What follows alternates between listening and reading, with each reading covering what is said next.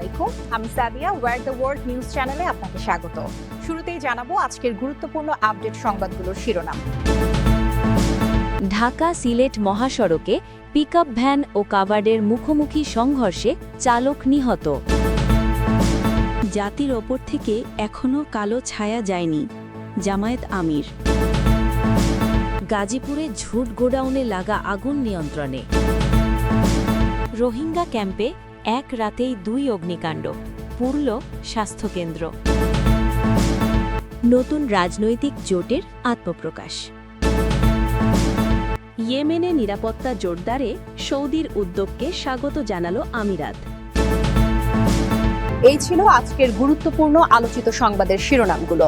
এখন বিস্তারিত সংবাদে আসছি, তবে তার আগে অনুরোধ রইল ভিডিওতে একটি লাইক দিয়ে চ্যানেলটি সাবস্ক্রাইব করুন এবং কমেন্টে জানিয়ে দিন আপনি কোন জায়গা বা কোন দেশ থেকে আমাদের এই সংবাদটি দেখছেন। ঢাকা সিলেট মহাসড়কে পিকআপ ভ্যান ও কাভার্ড ভ্যানের মুখোমুখি সংঘর্ষে চালক নিহত। ঢাকা সিলেট মহাসড়কে নরসিংদীর বেলাবোতে পিকআপ ভ্যান ও কাভার্ড ভ্যানের মুখোমুখি সংঘর্ষে পিকআপ ভ্যান চালক রুবেলের 30-এর মৃত্যু হয়েছে। শুক্রবার 26শে সকালে উপজেলার খামারের চর এলাকায় এই ঘটনা ঘটে। এ সময় আহত হয়েছেন আরও 2 জন। নিহত পিকআপ ভ্যান চালক রুবেলের বাড়ি বরিশালের গৌরনদী এলাকায়।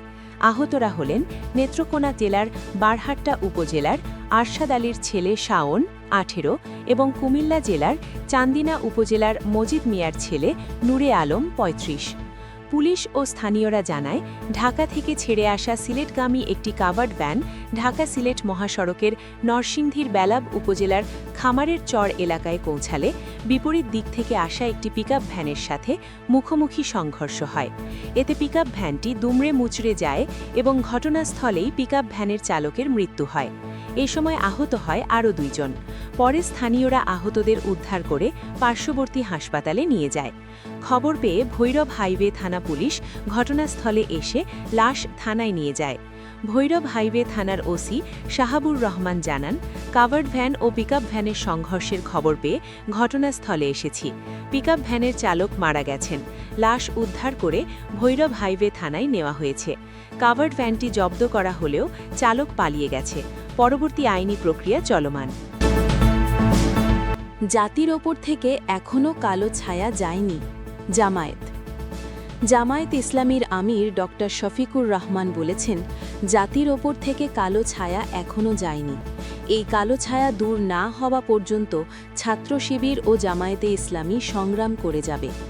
শুক্রবার 26শে ডিসেম্বর বাংলাদেশ চীন মৈত্রী সম্মেলন কেন্দ্রে অনুষ্ঠিত ছাত্র শিবিরের কেন্দ্রীয় সদস্য সম্মেলনে একথা বলেন তিনি বলেন, সকল ধর্ম ও দল মিলে ঐক্যবদ্ধভাবে কাজ করতে হবে। দুর্নীতিমুক্ত বৈষম্যহীন ইনসাফ ভিত্তিক বাংলাদেশ গড়ে তুলতে হবে। বেকার ভাতা নয়, দক্ষ মানুষ তৈরি করতে চায় জামায়াত। শিক্ষা ব্যবস্থায় ভালো কারিকুলাম অন্তর্ভুক্ত করা গেলে দক্ষ নাগরিক গড়ে উঠবে। জামায়াতের সেক্রেটারি জেনারেল মিয়া গোলাম পরোয়ার বলেছেন, মিথ্যাচার ও অপপ্রচার দিয়ে ছাত্র শিবিরকে থামিয়ে দেওয়ার চেষ্টা হচ্ছে। স্বাধীনতা বিরোধী রগ কাটা ট্যাগ বা ক্রস ফায়ার আয়নাঘর দিয়ে ছাত্র শিবিরকে থামানো যাবে না। গাজীপুরের ঝুট গোডাউনে লাগা আগুন নিয়ন্ত্রণে। গাজীপুর মহানগরীর কোনাবাড়ি বাগানবাড়ি এলাকায় ইয়াসিন এন্টারপ্রাইজ নামে 3টি ঝুট গোডাউনে লাগা আগুন নিয়ন্ত্রণে এসেছে। বর্তমানে ডাম্পিংয়ের কাজ চলছে। শুক্রবার 26 ডিসেম্বর ভোরে ওই গোডাউনে আগুনের সূত্রপাত হয়। পরে ফায়ার সার্ভিসের 5টি ইউনিট ঘটনাস্থলে এসে বেলা 1টার দিকে আগুন নিয়ন্ত্রণে আনে। ফায়ার সার্ভিস ও স্থানীয়রা জানান, শুক্রবার রাত 4টার দিকে কোনাবাড়ি থানাধীন বাগানবাড়ি এলাকায় ছাপড়া মসজিদ সংলগ্ন ইয়াসিন এন্টারপ্রাইজ নামক গোডাউনে আগুন লাগে।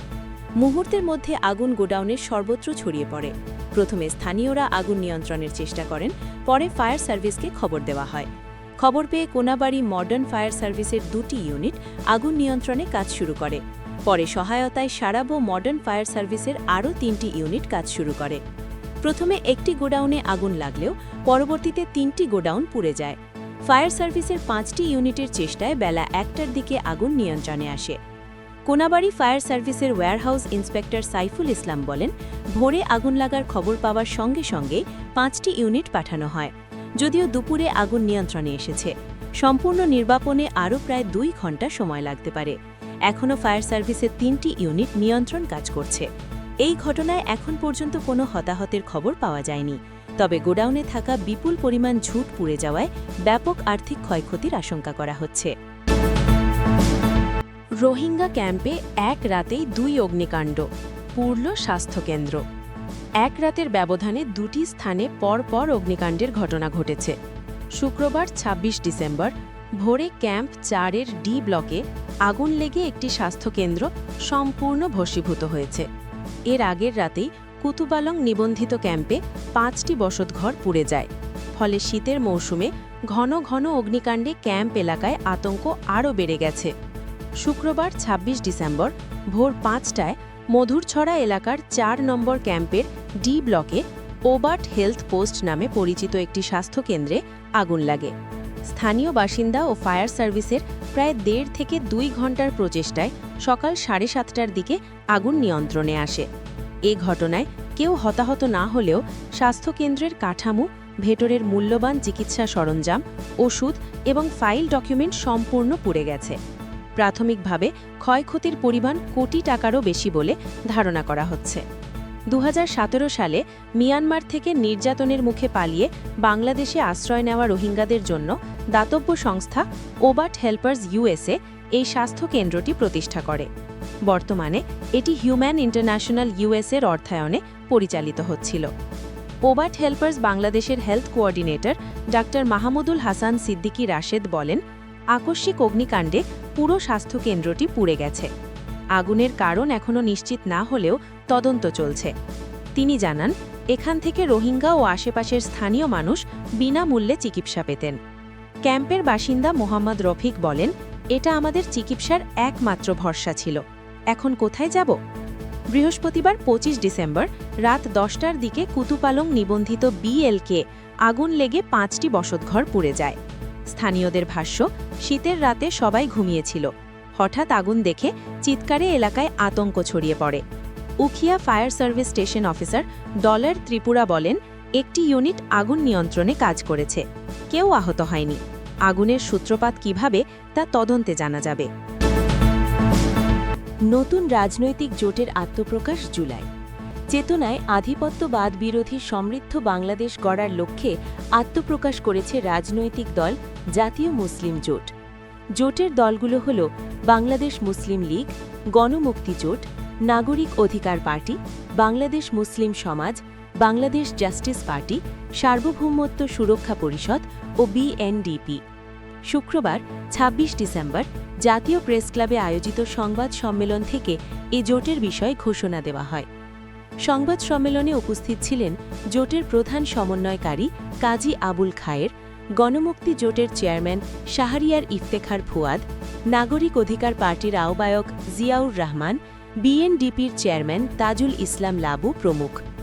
বক্তারা বলেন, জুলাই গণ অভ্যুত্থান কেবল ক্ষমতার পালাবদলের আন্দোলন বা সংগ্রাম ছিল না, বরং রাষ্ট্র পরিচালনার নৈতিকতা, দায়বদ্ধতা ও গুণগত পরিবর্তনের দাবি ও জনগণের ভেতর একটি চিন্তার পরিবর্তন ছিল, যা এদেশে অদৃশ্যভাবে চলতে থাকা গণতন্ত্রের আড়ালে পরিবারতান্ত্রিক ও স্বৈরতান্ত্রিক শাসনের ভিত্তিকে নাড়িয়ে দিয়েছিল। আর এই চিন্তার পরিবর্তন বাস্তবায়িত না হলে দেশের মানুষের গণতান্ত্রিক অগ্রগতি অসম্পূর্ণ থাকবে। জাতীয় মুসলিম জোট বর্তমান বাংলাদেশের সামাজিক বাস্তবতায় বাঙালি ও মুসলিম ও অন্যান্য জাতিসত্তার সংস্কৃতি ও মূল্যবোধের ঐতিহাসিক সমন্বয়কে স্বীকার করে এবং এই সমন্বয়ের ভিত্তিতে জ্ঞান, যুক্তি, ন্যায়, নৈতিকতা, মানবিক মর্যাদা ও সামাজিক ভারসাম্য নিশ্চিত করার লক্ষ্যে কাজ করতে অঙ্গীকারবদ্ধ। বক্তারা আরও বলেন, জাতীয় মুসলিম জোট কোনো নির্দিষ্ট ধর্মীয় গোষ্ঠীর স্বার্থকেন্দ্রিক রাজনৈতিক সংগঠন নয়, বরং জ্ঞান, যুক্তি, ন্যায়, দায়িত্ববোধ, মানবিক মূল্যবোধ ও নাগরিক মর্যাদাকে রাষ্ট্র পরিচালনার মূল নীতি হিসেবে গ্রহণ করে সকল নাগরিকের সমান ও ন্যায্য প্রতিনিধিত্বে বিশ্বাসী একটি সংগঠন। ইয়েমেনে নিরাপত্তা জোরদারে সৌদির উদ্যোগকে স্বাগত জানালো আমিরাত। ইয়েমেনে নিরাপত্তা ও স্থিতিশীলতা জোরদারে সৌদি আরবের উদ্যোগকে স্বাগত জানিয়েছে সংযুক্ত আরব আমিরাত। সেই সঙ্গে দেশটির স্থিতিশীলতা বজায় রাখতে সমর্থন অব্যাহত রাখার প্রতিশ্রুতি পুনর্ব্যক্ত করেছে। শুক্রবার ২৬ ডিসেম্বর এক বিবৃতিতে একথা জানিয়েছে আমিরাতের পররাষ্ট্র মন্ত্রণালয়, খবর রয়টার্সের। এর আগে বৃহস্পতিবার সৌদি আরব বলেছিল তারা আশা করছে ইয়েমেনের প্রধান দক্ষিণাঞ্চলীয় বিচ্ছিন্নতাবাদী গোষ্ঠী তাদের চলমান উত্তেজনা ও সংঘাতের পথ থেকে সরে এসে পরিস্থিতি শান্ত করবে। এ উত্তেজনার ফলে গোষ্ঠীটি দক্ষিণ ইয়েমেনের বিস্তৃত অঞ্চলে কার্যত নিয়ন্ত্রণ প্রতিষ্ঠা করেছে। ইয়েমেনের দক্ষিণাঞ্চলীয় প্রধান বিচ্ছিন্নতাবাদী গোষ্ঠী সাউদার্ন ট্রানজিশনাল কাউন্সিল বা এসটিসিকে দখলকৃত দুটি পূর্বাঞ্চলীয় প্রদেশ থেকে অবিলম্বে সরে যাওয়ার আহ্বান জানিয়েছে সৌদি আরব। চলতি মাসে তেল সমৃদ্ধ হাজরামাউত ও আল মাহারা গভর্নরেট দখলের পর এই আহ্বান জানানো হয়। এর ফলে হুথি বিদ্রোহীদের বিরোধী শাসক জোটের ভেতরে বিভাজন আরও বাড়াতে পারে বলে আশঙ্কা করা হচ্ছে। বৃহস্পতিবার সৌদি পররাষ্ট্র মন্ত্রণালয় এক বিবৃতিতে এসটিসির সামরিক তৎপরতাকে অযৌক্তিক উত্তেজনা হিসেবে আখ্যা দেয়। বিবৃতিতে বলা হয়, ইয়েমেনের সব পক্ষ ও রাজনৈতিক শক্তির মধ্যে সহযোগিতা, সংযম এবং এমন কোনো পদক্ষেপ এড়ানো জরুরি যা দেশের নিরাপত্তা ও স্থিতিশীলতা নষ্ট করতে পারে এবং অনাকাঙ্ক্ষিত পরিণতি ডেকে আনতে পারে। সৌদি আরব জানিয়েছে মধ্যস্থতামূলক প্রচেষ্টা চলমান রয়েছে, যার লক্ষ্য হল এসটিসি বাহিনীকে ওই দুই গভর্নরেটের বাইরে তাদের পূর্ববর্তী অবস্থানে ফিরিয়ে নেওয়া এবং সেসব এলাকার সামরিক ক্যাম্প জাতীয় শিল্ড বাহিনীর কাছে হস্তান্তর করা। রিয়াদ আশা প্রকাশ করেছে বিচ্ছিন্নতাবাদীরা দ্রুত ও সুশৃঙ্খলভাবে পিছু হটবে, যাতে স্থিতিশীলতা পুনঃপ্রতিষ্ঠা করা যায়। চলতি ডিসেম্বরের শুরুতে সংযুক্ত আরব আমিরাত বা ইউএই সমর্থিত এসটিসি খুব কম প্রতিরোধের মুখে হাজরামাউত ও আল মাহরায় গুরুত্বপূর্ণ তেল স্থাপনা, সরকারি ভবন এবং সীমান্ত ক্রসিং দখল করে নেয়।